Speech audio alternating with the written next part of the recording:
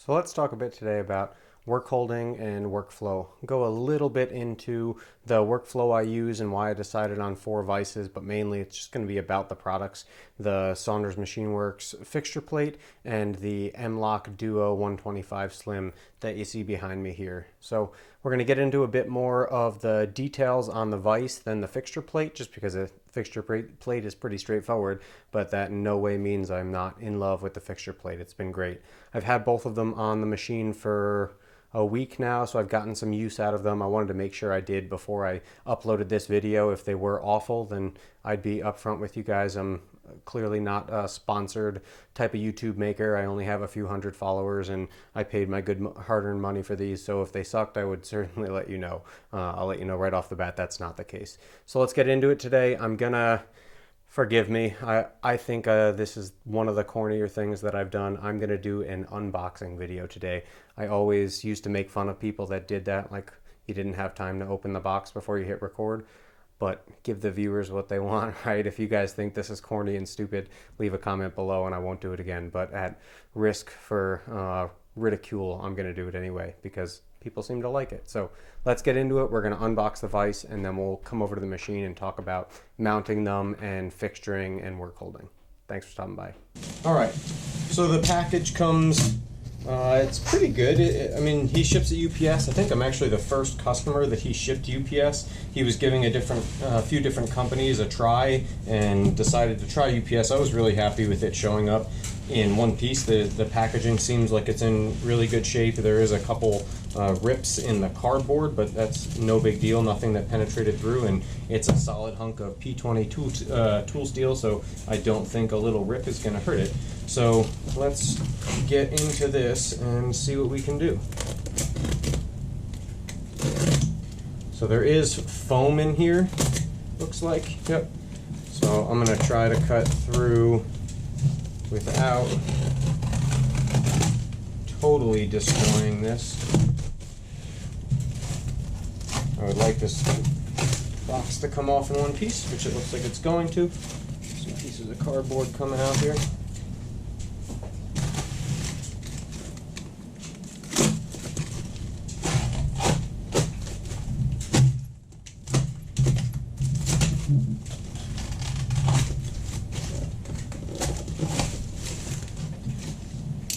Alright, so let's see what we've got in here. So, again, I said, that's actually some really dense foam. He's got it stuck together with some toothpicks. Interesting, but good touch. Invoice, and the vise itself.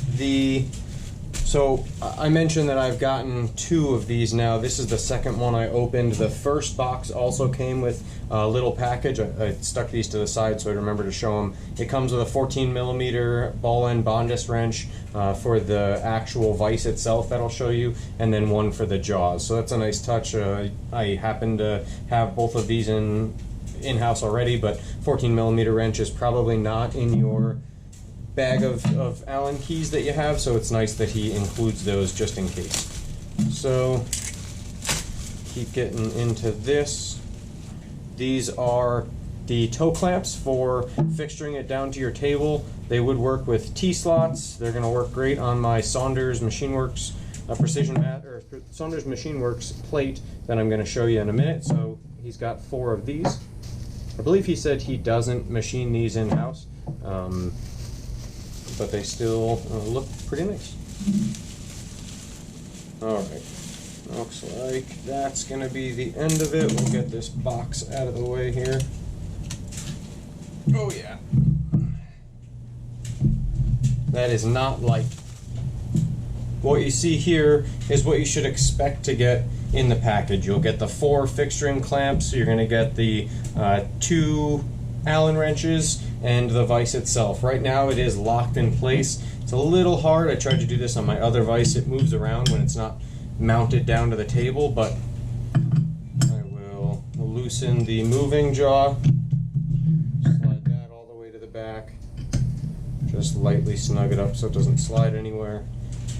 Same with the tightening jaw. I don't know a good name for these jaws. I'm used to a single station vise with a fixed and a moving jaw. Now I have two moving jaws that has two sides, so I have to come up with a new name for that.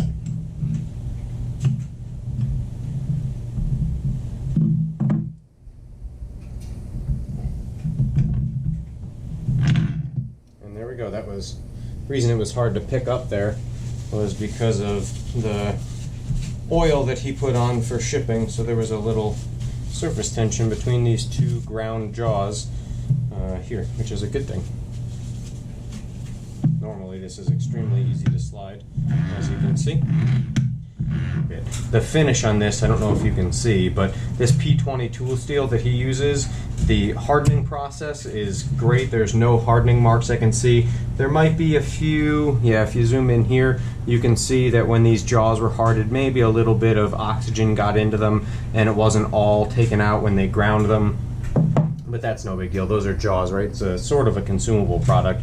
The actual vise body itself is just immaculate. The machining shows no machine marks, even in the T-slot down there, which is somewhere that you could easily see some chatter and tool marks, and most makers wouldn't really care because that's not a surface that's really precision. He takes the extra time and care to really make these as well as he can. It's not a production shop. He doesn't make 5,000 of these vices a year, or anywhere near that, I don't believe, but having something that's a little bit more handcrafted really does show when you get it in your shop and you can hold it and feel it. So I'll just show you the two-station capability of it now. Flip that back around.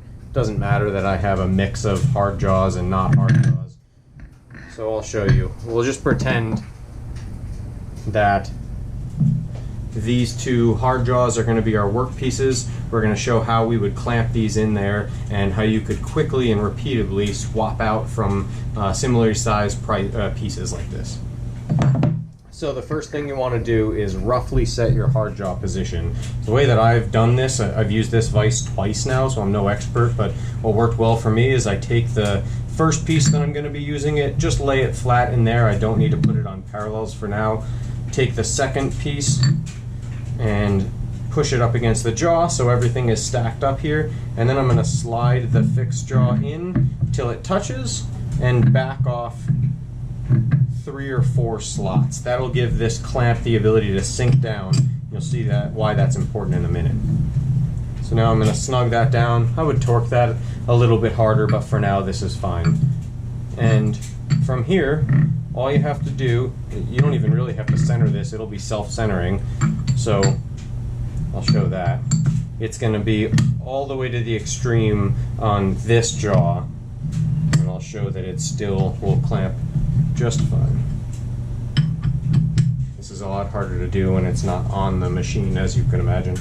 So you can see it's expanding now. This wedge is pushing in and pushing this jaw against the workpiece in the back. You get quite a range of motion. This is an extreme case. I wouldn't really put it all the way forward. I'd try to center it a bit more, but that still works perfectly fine. Tighten that down, and those are not going anywhere. I'm not going to torque this because I don't have it mounted anywhere, but then if you wanted to switch workpieces, you just turn a couple turns, take the pieces out, put new workpieces in, about a turn, and you're snug again, not going anywhere. Every feature, that's every work holding feature, so the non-removable jaws that are built into it, as well as these hard jaws that come with it, have a 30-degree dovetail in here, as well as these gripper serrations. So if you're working with non-ferrous and you want to, sort of like a mighty bite or a talon, you want to clamp into the material, you can do that with the hard jaws either removed or installed, and it has that ability. Most of my work is done right close to the jaw, so I don't want to have that step. I want to be able to hold all the way toward the top. So all you have to do is flip the jaw upside down like I have here, and then you have flat jaws instead of stepped jaws. And those steps are also ground in to be match height, so you can use this as a parallel as well. They will all match up to the same height, which is another great feature. Well, this is going to be the end result, or the plan. I did decide to throw this in CAD. I got the two models for the vices right off of the MLock website, the same with the Saunders Machine Works plate, so I didn't have to recreate these, and I know they're dimensionally accurate, at least as much as the manufacturer will allow me to have, right? I don't want to, I'm sure they didn't want to give away every secret they had, but it's pretty easy to know the dimensions of a fixture plate. So there's not much hidden there. With the vices, I didn't bother to try to explode these jaws and reverse engineer it. I'm not going to be making my own anytime soon. But I've decided to put them in CAD, not because I really need it for my workflow that often. In honesty, in most cases, it's a little bit tougher to try to put your workpieces in the vise and fully fixture it up on the table in your CAD software, but in some instances it will help with collision avoidance, and I do a lot of tandem work of pieces that'll just barely fit side by side, so I could have pieces that are 7 inches long on each side of this. I'm going to grab something as a pointing device.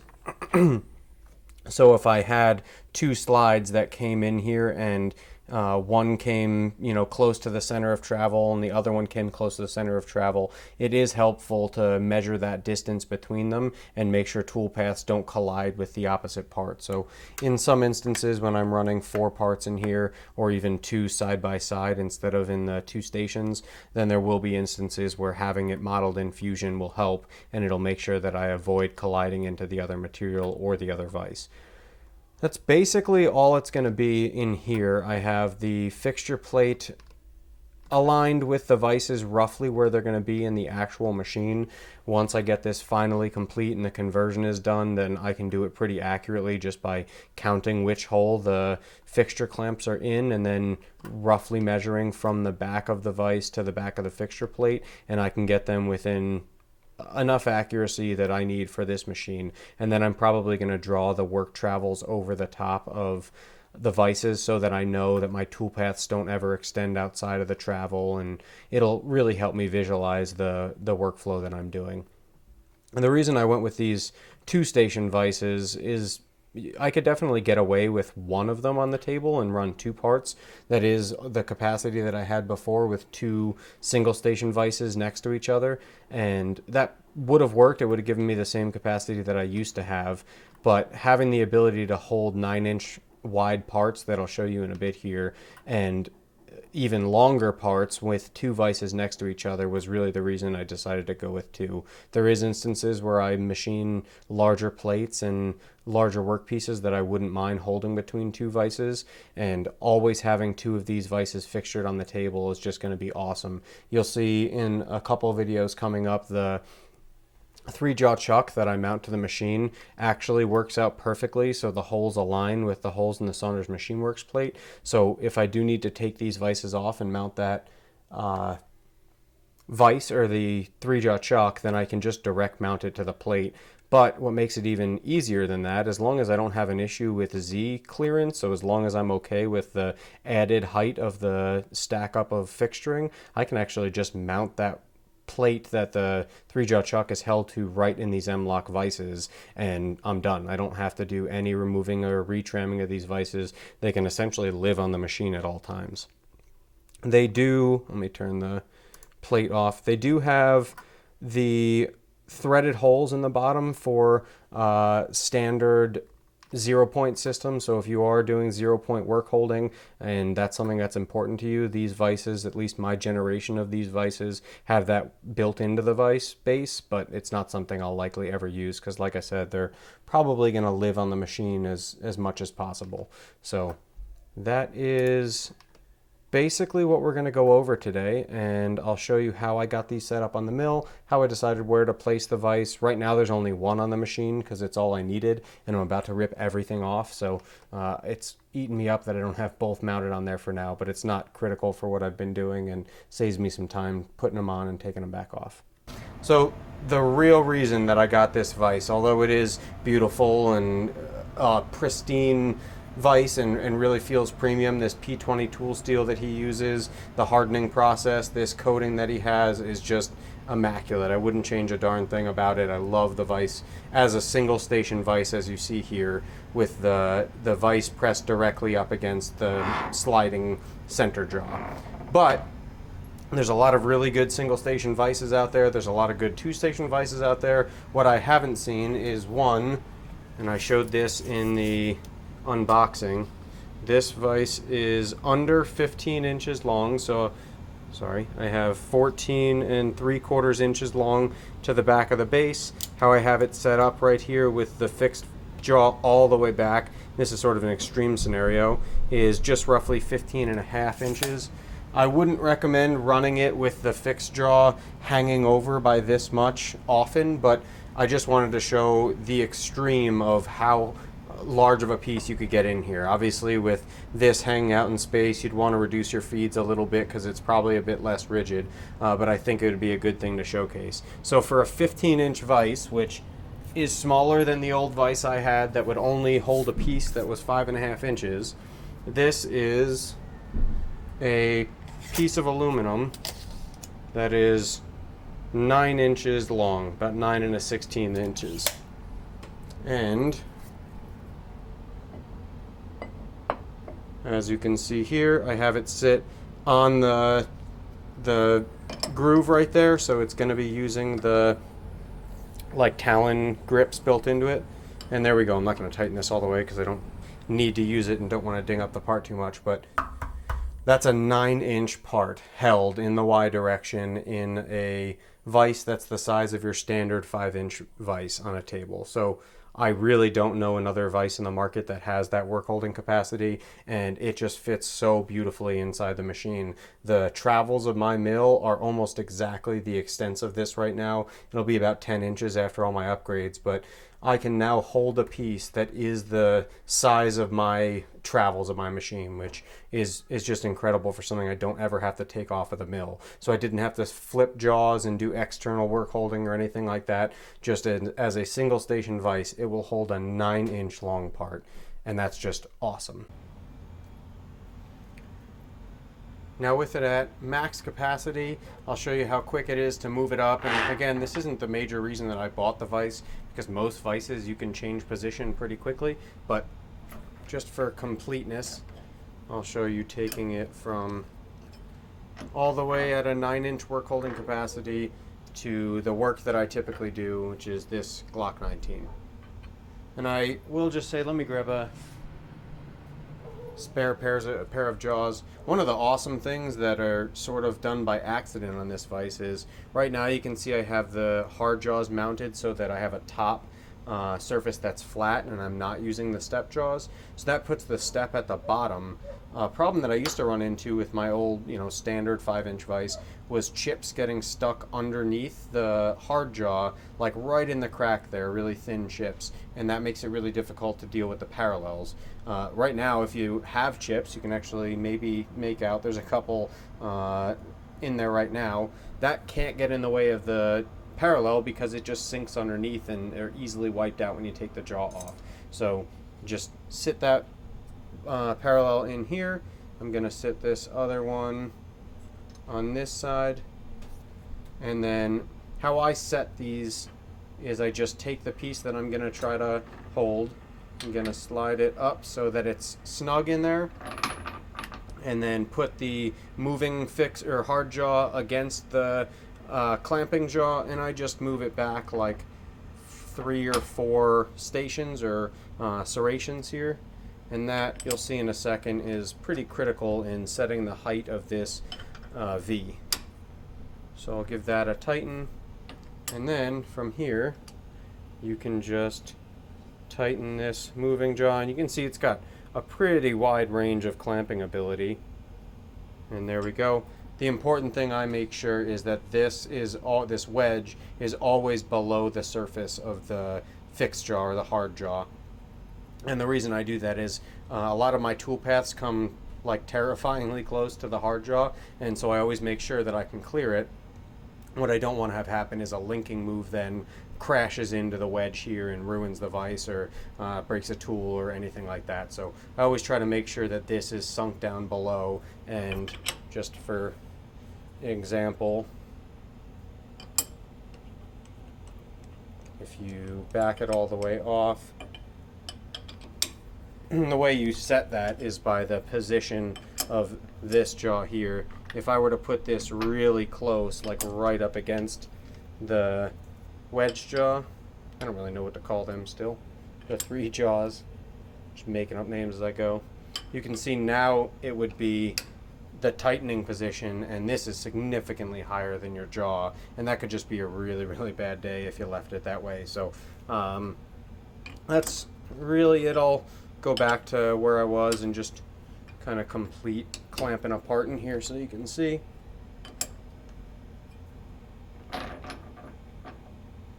about there, tighten it back down. Don't need to be a monkey on a wrench there, and really crank that down. Something I do always try to do is on these jaws, I try to protect them.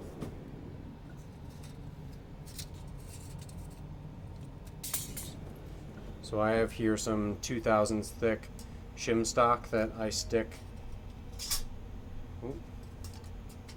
onto. It's be easier if I put the part in first. And I'm gonna close the vise a bit just so it's touching and makes it easier to hold everything.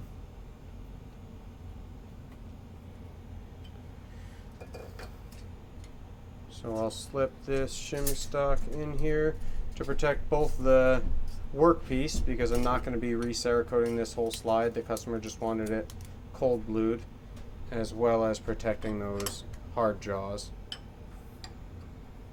And then tighten it. Not going crazy. I do about 35 to 40 foot-pounds on these. Alex over at MLock does have a chart that you can look up that'll show you how much clamping force you get based on the amount of torque you put on this. So if that's important to you, you can do that. And I do have a torque wrench sometimes I use. So that's just snug down. I didn't put any downward pressure on this, but you can see these parallels are a little bit loose, which is pretty typical. Just going to give this a good tap, and there we go. Those parallels aren't moving anywhere, and that is a beautiful thing. I'm going to go through now putting one of the vices on the table. So we just talked about opening and shutting the vise and loading and unloading parts. I have here my precision ground flat stones. These things are incredible. I got these from Kinetic Precision and really happy with them. I would be very careful if you get a pair of these.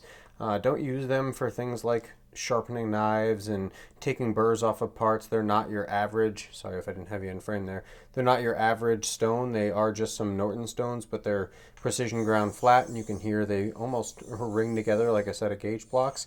They're very delicate and to be used as a precision instrument. So just a word of warning, use them for machine tables and vice jaws and tapers and things that are already flat, to just make sure they're flat. Don't try to create a flat surface with a precision flat stone. So it comes with this. You can see these have a little bit more resistance, and then they get nice and glass smooth. That's the grit wearing through and getting perfectly flat to each other, and that's something you should do before you use them every time. It has a coarse and a fine side. There shouldn't really be that much of a difference because they really aren't meant to take material off, just to polish high spots. But it comes with this 3D printed little case here, which works great. Really happy with that. They're about $250 for a set of 4-inch Norton stones, which might sound crazy to you if you use these for sharpening knives and things like that, but I'll tell you, it's been worth it to me. So we'll use these to grind in the table. I guess I can do that real quick before I bring the vise over. So again, just stone them against each other. I'm going to use the fine side, and then after you've verified with your hand that the table is free of debris or anything, you would do the same procedure if you were doing this directly on the table. And then you just feel for high spots. So not a lot of pressure. You're not trying to grind this in flat or anything. You're just making sure there's no nicks or burrs. And that feels great, as I would expect from a fairly new, high quality piece of steel that came from Saunders. So now that that is flat, I'm going to do the same thing with the vise itself. So I'll bring you over into my other room where I have the vise sitting. I'm going to bring these with me, and then we'll flatten the bottom of the vise and come over and put it on the table so you can see where it's going to mount.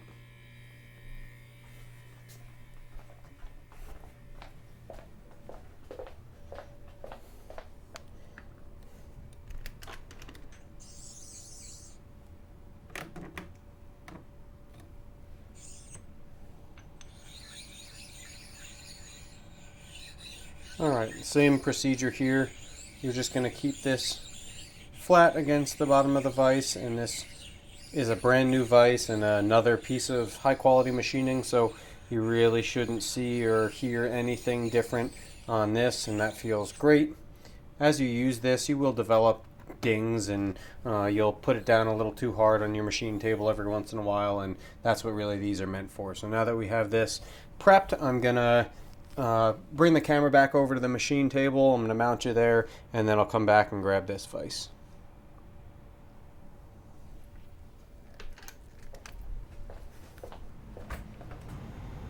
All right, I always put this on an angle and start on the corner. You don't want to slam the vise down, obviously. Shouldn't have to say that. And then, again, I would put some of that bow shield. Grab that. So some people use LPS3. I like this bow shield T9 here.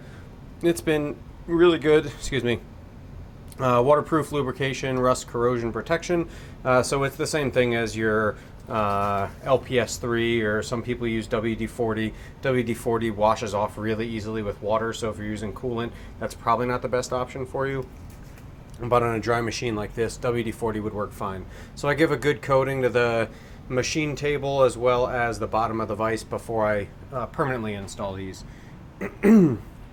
Then you loosely align it with the table and where you want it in comparison to the other vise. Once you have that done, I'm going to take you off the mounting or just point you down. So once you have it lined up to where you roughly want it, that's when you would just come in and pick out a couple of these to use as your mounting location. So if that's where you were going to bolt the fixture clamp to, you can easily just come in and pluck those out.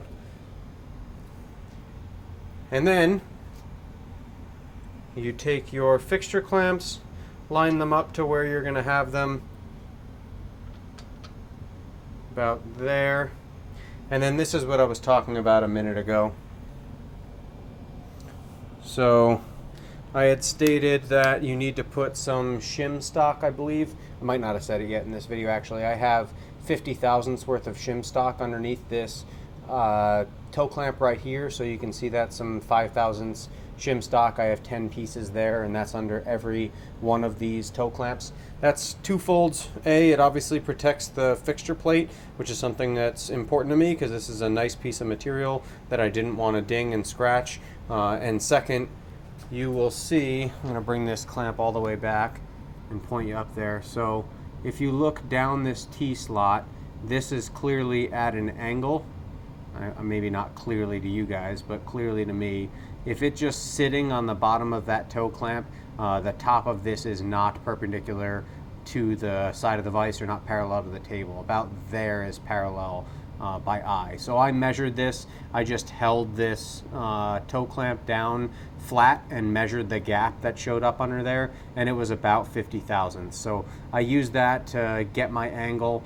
And if you look at this really closely, these actually appear to be milled at a bit of an angle. So they, if you see if I can get a good view on that, the bottom surface right here appears to not be perpendicular to this surface. So it looks like they're actually meant to be installed at a little bit of an angle. I just thought that this was too drastic for me, and I didn't want to get a single point of contact. I wanted to make sure I got full flat face contact on this T-slot here. So I put that 50 thousandths worth of shim stock on there and then bolted this to the table.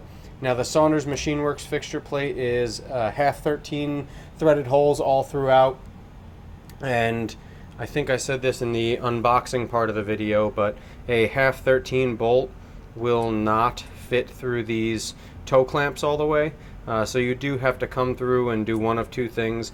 Either relieve this hole and bore that out a little bit larger. I mic'd this out at 0.482 inches, and the standard half 13 bolt comes in a couple thou under half an inch, so 500 thou.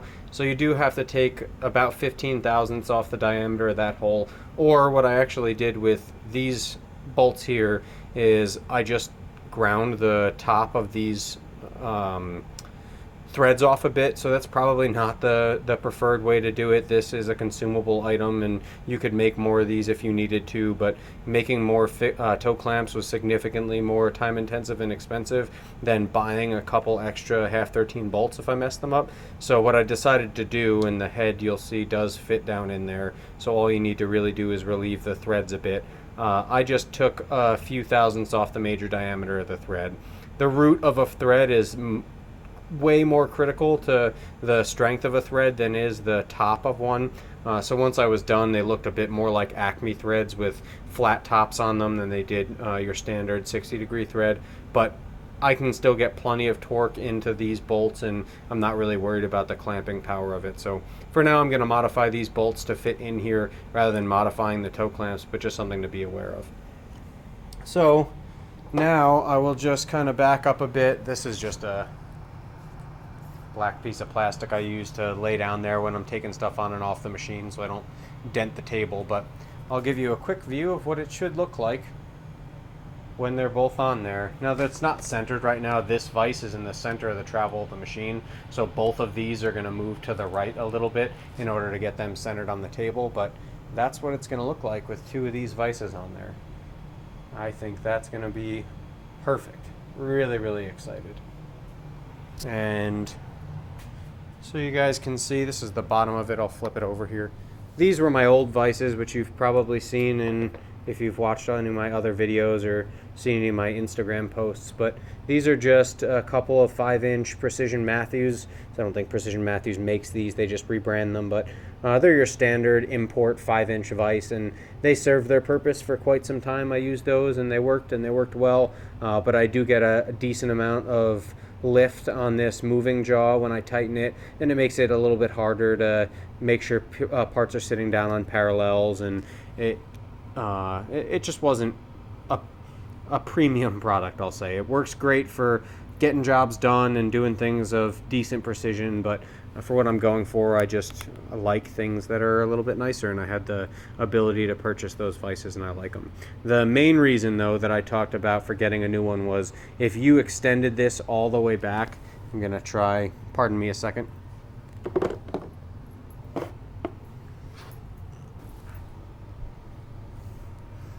Okay, so with the normal hard jaws in the vise here, I'm just going to back this screw out. I used to use a cordless drill and just do this with the drill, and it was extremely fast. So I don't, again, want to give the impression that the MLock vises are the end-all be-all because of their speed. You can do this a lot faster than I'm doing right now if you just throw a hex socket on the end of a cordless drill, but for now I'll open this all the way. Okay, so that is full open for this vise with the jaws at the inside position. Grab that tape measure again, and I'll show you.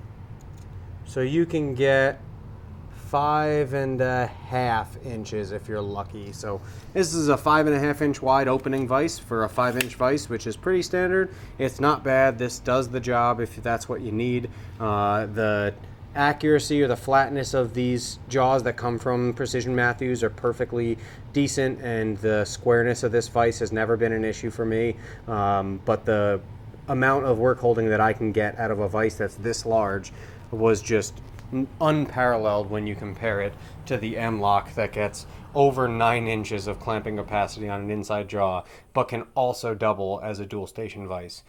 So having the ability to have 4 stations on a vise and hold a 9-inch part fully spanning between the two jaws or the two vises is going to just make this a world of a difference in machining for me. The hard jaws that come from MLock, this is also something to note if you are going to buy 2 of these. I'm going to grab one here. So these hard jaws are match ground for the 4 jaws per set.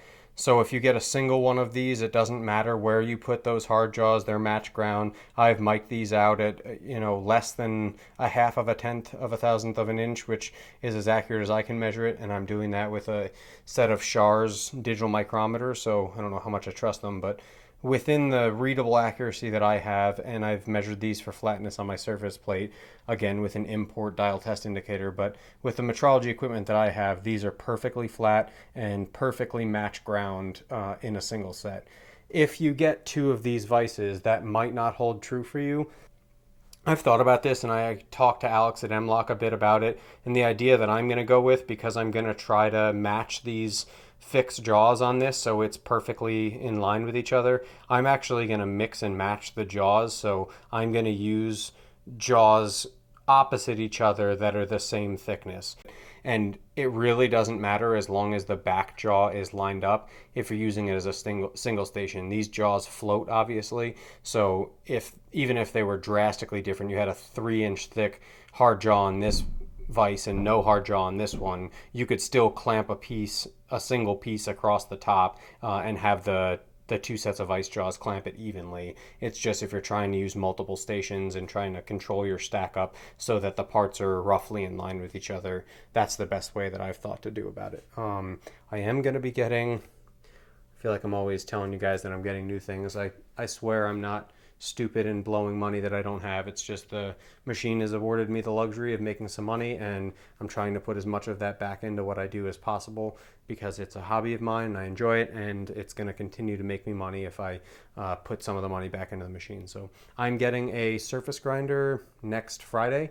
It's not going to be something spectacular. It's very used and very old, but it should do a great job for my shop. It's a 6x12, and that's perfect size for the parts that I use. I'm going to use that a decent amount for some cool stuff. So eventually I'm going to have to build a VFD for that because it's a 3-phase motor, and we'll get into that in the future. But I will probably try to match grind these because that's what I do. I do things in excess and like to see how good I can make things, but it's really not something that's necessary in this setup. I think that's it for today. I will be resuming I filmed some of this video before my VFD build, and this is after that. So I will be continuing along with the upgrades. I'm actually going to do another one of those videos today. I'm going to machine the brackets for the air struts, and we'll see that come up. But if you have any questions at all about work holding or why I chose what I did that I didn't cover here, please let me know.